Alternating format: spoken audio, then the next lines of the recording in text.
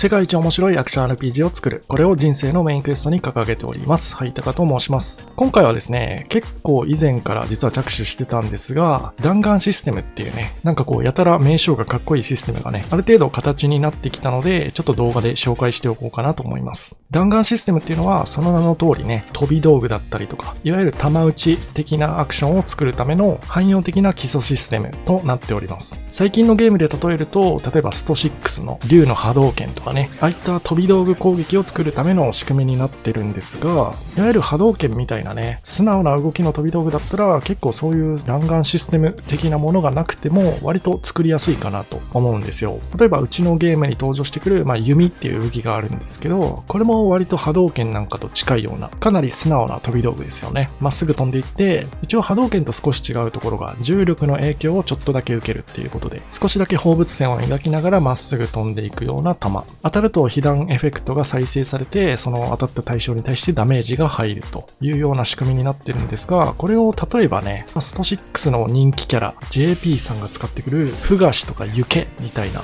ああいう変わった飛び道具っていうのを実装しようとした場合に、結構ね、一からその弾丸の挙動っていうのを作っていかないといけないので、なかなか汎用性に欠けるわけなんですよね。そこである程度いろんな挙動の弾だったり、いろんな効果の弾だったりっていうのを汎用的に作れるようにね、基礎的な弾丸のシステムっていうのを作ってしまおうということで作り始めたのが今回ご紹介する弾丸システムとなっております。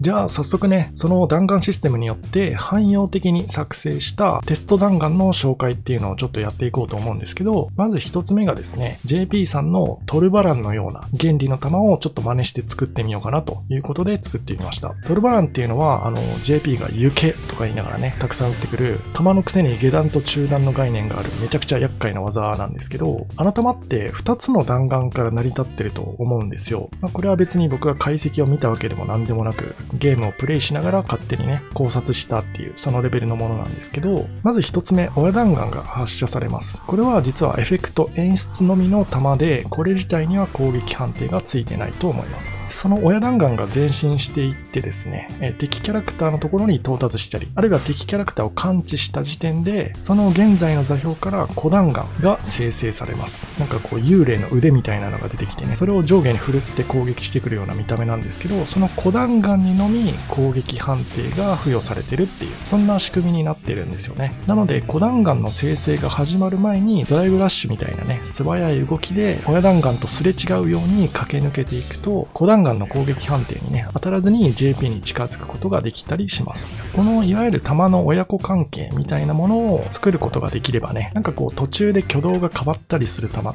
ていうのもいろいろ汎用的に作っていけそうな気がしたので、その親子関係っていうところにね焦点を当ててとりあえず作ってみた弾がこちらです。これモーションとかねエフェクトも全然テスト用の仮のモーションなんで、その辺はちょっと気にしないでください。まず最初に空中に親弾丸を設置します。そこから一応3秒後にね小弾丸の生成が入って、小弾丸自体は攻撃判定付きで、相手にある程度追尾しながら進んでいくというような設定になってます。めちゃくちゃシンプルな弾なんですけど、このベースさえあればね結構いろんなことができるんじゃないかなと思ってるので、この親子関係付きの弾弾丸っていうのはね、これからテンプレートとしてね結構使っていくことになるんじゃないかなと思います。ただうちのゲームではね、弾をそこまでめちゃくちゃ強いものっていう風にはするつもりはないので、弾丸なのにね方向属性があって正しい方向にガードしないと弾を防ぐことすらできないみたいなことはちょっとおそらくやらないんじゃないかなと思います。